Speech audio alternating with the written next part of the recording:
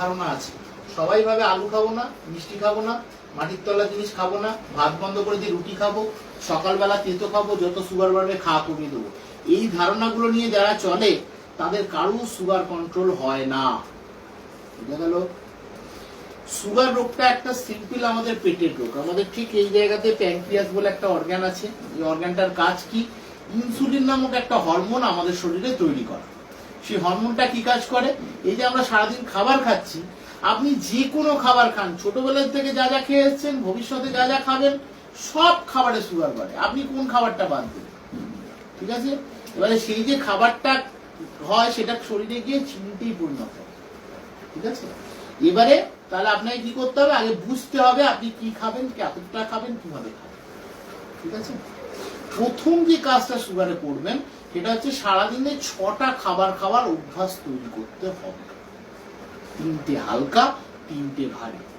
একটা থেকে একটা খাবারের মধ্যে 2.5 থেকে 3 ঘন্টার বেশি গ্যাপ থাকবে না।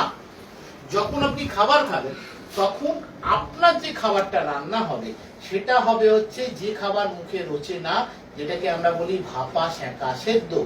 আপনার যা কন্ডিশন আছে তাতে কাল থেকে আপনার রান্নাতে 10 ml থেকে 15 ml, তার বেশি তেল চলবে না। আপনি যে তেলই খান, ভালো তেল, খারাপ তেল, যত দামি তেলই খান, 10 ml maximum, minimum 15 ml maximum. 15 ml এর দিকে যাবেন না, 10 ml গেলে হয়তো 15 ml এর ঠিক।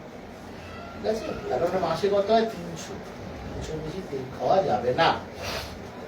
এবার যখন খাবার খাচ্ছেন তখন খুব সহজভাবে কয়েকটা কথা মনে রাখবেন। আমি চার্ট করে দেবো, কিন্তু চার্ট থেকেও যেটা বলছি ভালো করে মাথায় রাখুন। চাল, গম থেকে যে খাবারগুলো তৈরি হয়, আমাদের ছোটবেলা থেকে কি অভ্যাস হয়ে যায়, যখন আমাদের খিদে লাগে তখন আমরা কি বলি? একটু ভাত দাও বা রুটি দাও।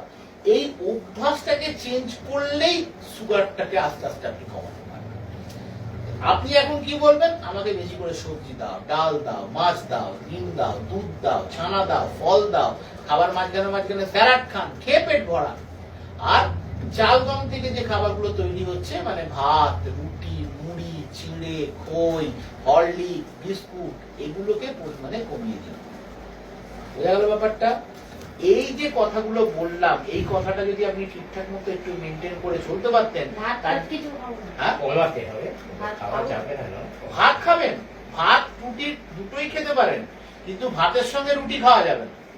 যদি ভাত খান তাহলে ভাতই খান, তাহলে রুটি খালে রুটি খান। কিন্তু আমরা ঠিক ভাত রুটিটা যেটুকু মেপে দেবো সেইটুকুতে আপনার পেট ভরবে না। সেই জন্য আদার্স খাবারগুলো আপনি যত ইচ্ছে বাড়াতে পারেন, তাতে আমাদের কোনো সমস্যা নেই। বোঝা গেল ব্যাপারটা? এইটা যদি আপনি ঠিকঠাক মতো মেনে চলেন, 40% সুগার এখান থেকেই কমে যাবে। বাকি 40% কি? সকাল হোক, বিকেল হোক, রাত্রি হোক, যখন সময় পাবেন চেষ্টা করবেন 1 ঘন্টা করে হাঁটা। কখনো খালি পায়ে খালি পেটে যাবেন না। খালি পায়ে খালি পেটে যাবেন না। বোঝা গেল? সুগার কমাতে গেলে সবার আগে যেটা জানতে হবে, ফাস্টিং ব্লাড সুগার, যেটাকে আমরা বলি খালি পেটের সুগার, যতদিন আপনি বাঁচবেন আপনার এটা যেন 100 থেকে 126 এর মধ্যেই ধরা থাকে। ঠিক আছে? পিপি ব্লাড সুগার, এটা 140 থেকে 200 এর মধ্যে যেন ধরা থাকে। বুঝা গেল? খালি এই দুটো সুগার কন্ট্রোল হয়ে গেলেই সুগার ভালো হয়ে গেল না। সুগার কখনো ভালোই হয় না। সুগার হচ্ছে কন্ট্রোল করার রোগ। ঠিক আছে?